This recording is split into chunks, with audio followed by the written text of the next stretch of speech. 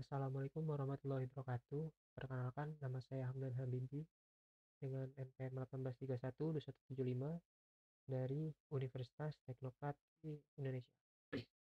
Pada kesempatan kali ini, saya akan mereview sedikit tentang NLP pada bab ketiga. Dalam bab ini, kita akan mengambil diskusi lebih jauh dan membahas beberapa tugas yang paling konkret terlibat dalam membangun konstanta untuk tugas-tugas NLP dan pemrosesan data tekstual secara detail. Yang pertama adalah leksion. Leksion dapat diidentifikasi sebagai kosakata seseorang, bahasa, atau cabang pengetahuan. Secara sederhana, leksion dapat dianggap sebagai kamus istilah yang disebut leksen. Misalnya, istilah yang digunakan oleh praktisi medis dapat dianggap sebagai leksikon untuk profesi mereka. Sebagai contoh, ketika mencoba membangun algoritma untuk mengubah konsep fisik resep yang diberikan dokter ke dalam bentuk elektronik, leksion akan terutama terdiri dari istilah-istilah medis. Leksion digunakan untuk berbagai macam tugas NLP, di mana mereka disediakan berbagai daftar kata atau kosakata. Selanjutnya ada phonemes, graphemes, dan morphemes. Sebelum kita mulai melihat langkah-langkah untuk membangun kosakata, kita perlu memahami fonem, grafem, dan morfem. Phonemes dapat dianggap sebagai suara ucapan yang dibuat oleh mulut atau unit bunyi yang dapat membedakan satu kata dengan kata lainnya dalam satu bahasa. Graphemes adalah kelompok huruf dalam ukuran satu atau lebih yang dapat mewakili bunyi atau fenom individual. Kata sendok terdiri dari 5 huruf yang sebenarnya mewakili 4 fenom yang diidentifikasi oleh grafem S, P, O, dan N. Morphosm adalah unit bermakna kecil dalam satu bahasa. Kata tidak dapat dipecahkan terdiri dari 3 morfem. Euphrem terkait untuk membedakan, bukan mematahkan modern akar. Mampu morfem bebas mengadakan dapat dilakukan. Sekarang, mari kita bahas beberapa aspek praktis yang menjadi dasar dari setiap sistem berbasis NLP. Yang pertama ada namanya tokenization. Untuk membangun kosakata, hal pertama yang harus dilakukan adalah memecah dokumen atau kalimat menjadi potongan-potongan yang disebut token. Setiap token mewakili makna semantik yang terkait dengan itu. Tokenisasi adalah salah satu hal mendasar yang harus dilakukan dalam aktivitas pemrosesan teks. Tokenisasi dapat dianggap sebagai teknik segmentasi di mana Anda mencoba untuk mencegah potongan-potongan teks yang lebih besar menjadi potongan-potongan teks yang lebih kecil dan bermakna. Contoh dalam program Python seperti ini.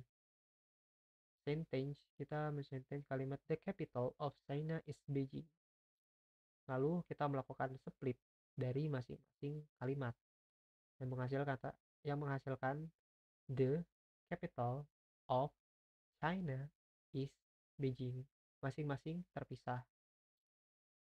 Masalah yang dialami dari tokenisasi.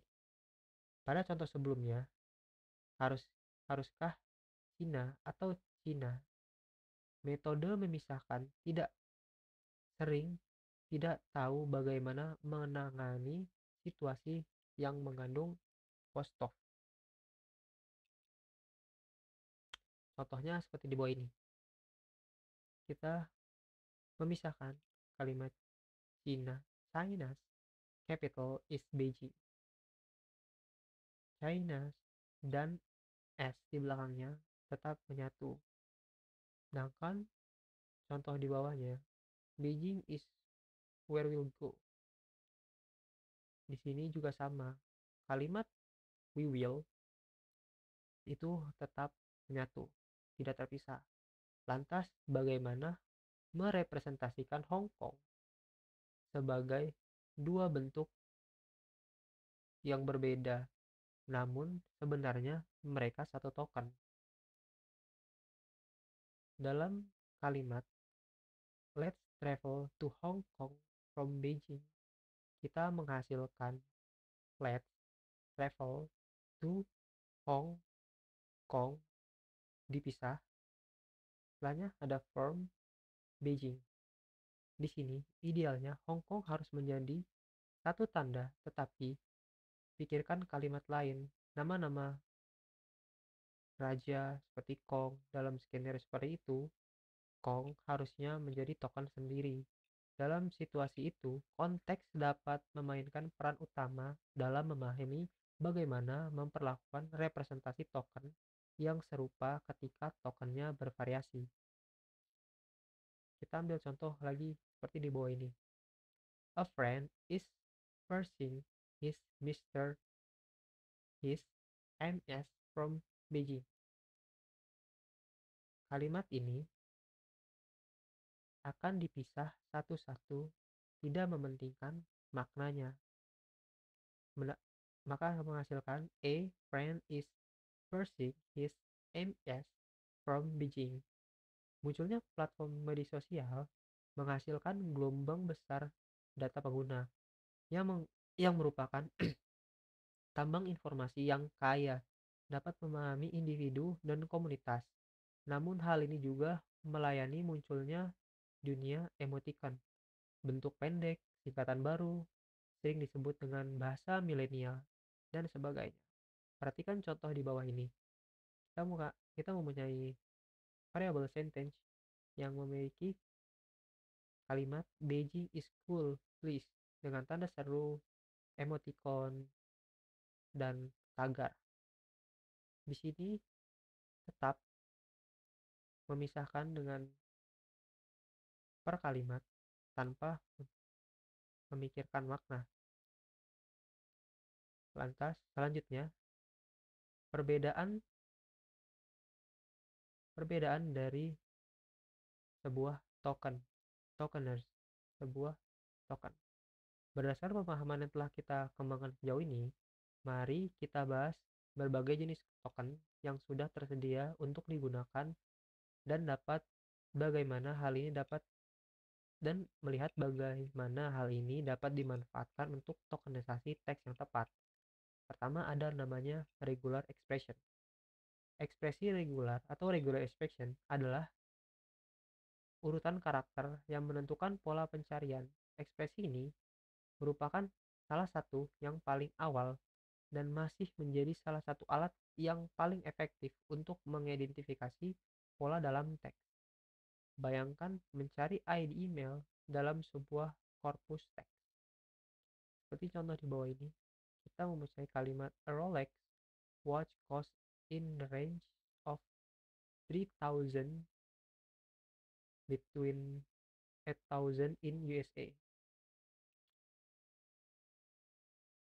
Kita akan memisahkan menggunakan reggae tokenizer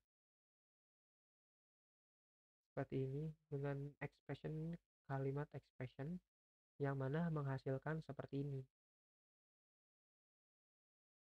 A Rolex watch cost in the range of 3,000 dash sendiri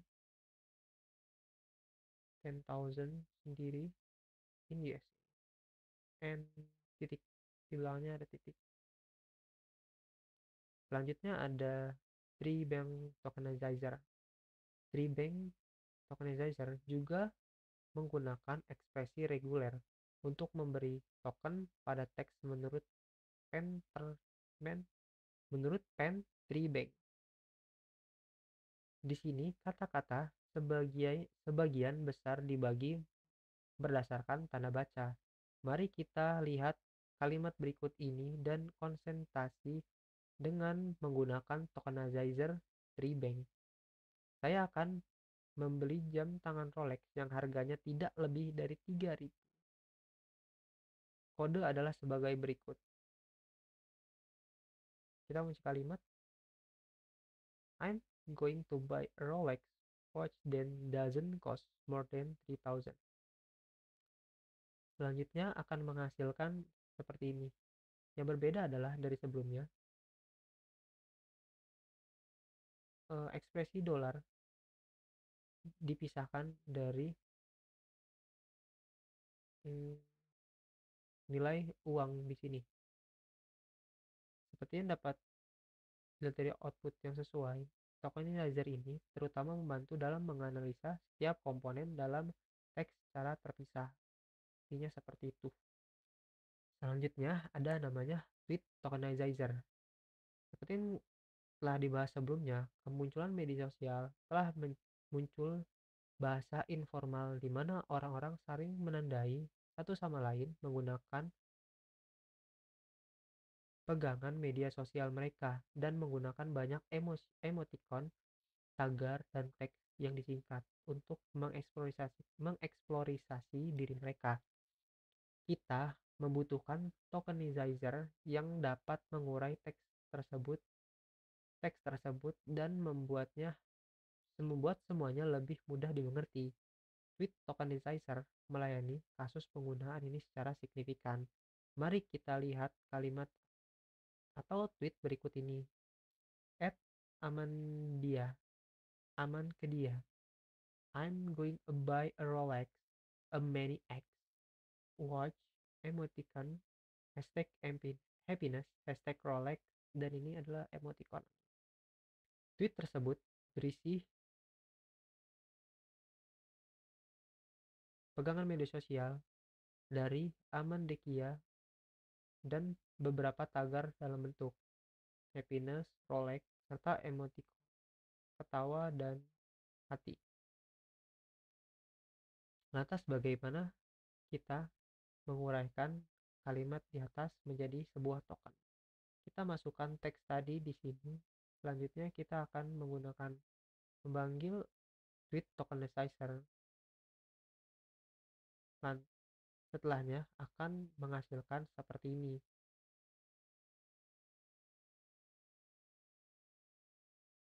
Hal lain yang umum terjadi pada penulisan media sosial adalah menggunakan ekspresi seperti Rolex. Di sini banyak X hadir di samping yang normal.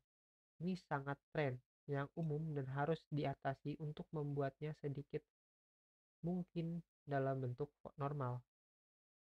Selanjutnya ada yang namanya dengan understanding word normalization. Seringkali kita tidak ingin memiliki setiap penggalan kata yang pernah kita temui dalam kosakata kita. Kita mungkin menginginkan hal ini karena beberapa alasan. Salah satunya adalah kebutuhan untuk membedakan dengan benar, misalnya frasa UN dengan karakter yang dipisah oleh titik dari PPP tanpa titik.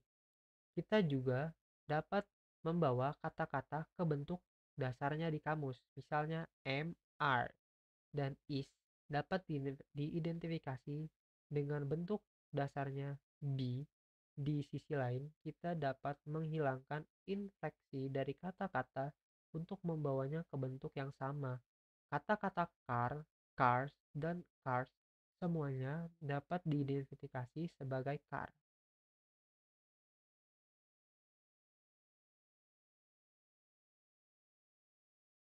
Selanjutnya adalah stemming. Bayangkan jika Anda menggabungkan semua kata komputer, komputerisasi, dan komputerisasi menjadi satu kata menghitung. Apa yang terjadi di sini disebut stemming. Sebagai Sebagai bagian dari stemming, sebuah dilakukan untuk menghilangkan bentuk infleksi dari sebuah kata dan membawanya ke bentuk dasar yang disebut batang. Bagian yang terpotong disebut sebagai imbuhan.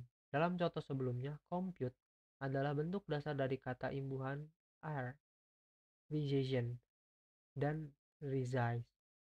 Satu hal yang harus perlu diingat adalah bahwa kata dasar tidak harus berupa kata yang benar seperti yang kita kenal. Misalkan, kata kata tradisional akan dibedakan menjadi tradisi, yang bukan merupakan kata yang valid dalam bahasa Inggris.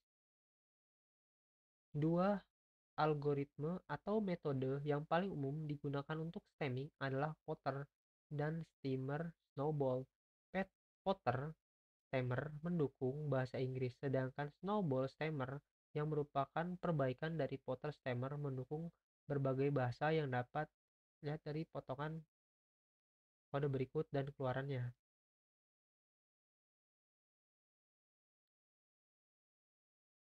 yang mana memiliki support Arabic, Danish, Dutch, English, Prancis, French, Jerman, Hungarian, Italia, Norwegia, Porter, Portugis, Romanian, Russian, Spanish, Swedish.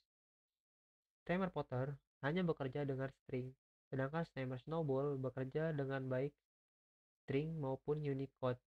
Timer Snowball juga memungkinkan opsi untuk mengabaikan kata henti sebagai fungsionalitas yang melekat. Sekarang, mari kita terapkan Potter Stemmer ke kata-kata dan lihat efeknya dalam kode blok berikut.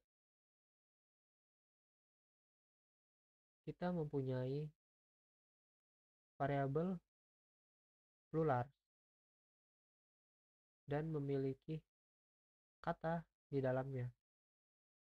Selanjutnya, kita akan menggabungkan semua dengan Potter Stemmer yang menghasilkan kata krisis pilih, die, blue, die, on, size, mid, side, this. Selanjutnya, mari kita lihat bagaimana Snowball Stemmer akan bekerja pada teks yang sama. Terdapat sedikit perbedaan. Seperti yang dapat dilihat pada cuplikan koleksi sebelumnya, Snowball Stemmer membutuhkan spesifikasi parameter bahasa. Dalam sebagian besar kasus, keluarannya mirip dengan Potter Stemmer kecuali untuk Greenwich, di mana Potter Stemmer mengeluarkan output genre dan Stemmer Snowball menghasilkan output generis. Contoh menggunakan bagaimana Snowball Stemmer membuat perubahan kecil pada algoritma Potter mencapai peningkatan dalam beberapa kasus. Selanjutnya ada WordNet Lemmatization. WordNet adalah basis data leksial bahasa Inggris yang tersedia secara bebas dan untuk umum. Sebagai bagian dari WordNet, kata benda, kata kerja, dan kata sifat dan kata keterangan dikelompokkan ke dalam bentuk kumpulan sinonim sentence yang masing-masing menghasilkan konsep yang berbeda.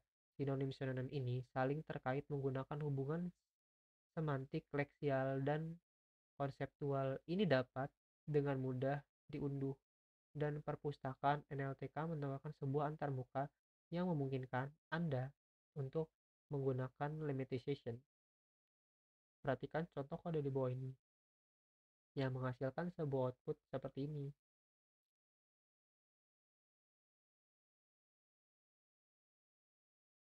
Selanjutnya adalah spicy lemmatization. Lemmatization spicy hadir dengan model terlatih yang dapat mengurangi teks dan mencari tahu berbagai proteksi teks seperti post tag, entitas, bernama, dan sebagainya. Dengan pemanggilan fungsi, model pre-built mengidentifikasi teks post dan menetapkan lemma untuk setiap token, tidak seperti lemmatization WordNet, di mana post tag harus disediakan secara eksplisit. Perhatikan kode di bawah ini. Kita mendapatkan output we be put in effort to enhance our understanding of limitation. Limitation spicy melakukan pekerjaan yang layak tanpa informasi input atau post-text. Keuntungannya di sini adalah bahwa tidak perlu mencari ketergantungan eksternal untuk mengambil tag post karena informasi tersebut dibangun ke dalam model yang telah dilatih sebelumnya. Selanjutnya adalah stop word removal. Dalam waktu dalam dari waktu ke waktu di bagian sebelumnya, sebuah teknik yang disebut penghapusan stop word disebutkan. Akhirnya kita akan melihat teknik ini secara detail di sini. Apa itu stop word? Stop word adalah kata-kata seperti a, and, the, in, at, dan seterusnya yang sering muncul dalam korpus teks dan tidak membawa banyak informasi di sebagian besar konteks. Kata-kata ini secara umum diperlukan untuk melengkapi kalimat dan membuatnya terdengar secara tata bahasa. Perhatikan potongan kode di bawah ini.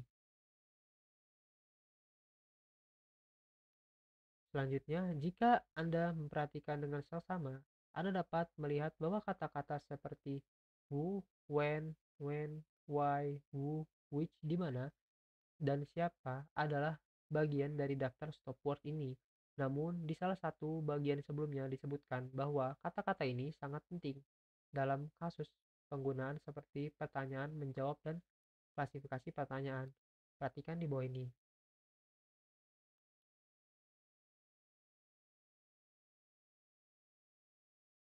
Menghasilkan output, how putting effort enhance understanding limitation. Dari cuplikan kode di atas menunjukkan bahwa kalimat bagaimana kita berusaha untuk meningkatkan pemahaman kita tentang limitation dimodifikasi menjadi bagaimana berusaha untuk meningkatkan pemahaman tentang limitation.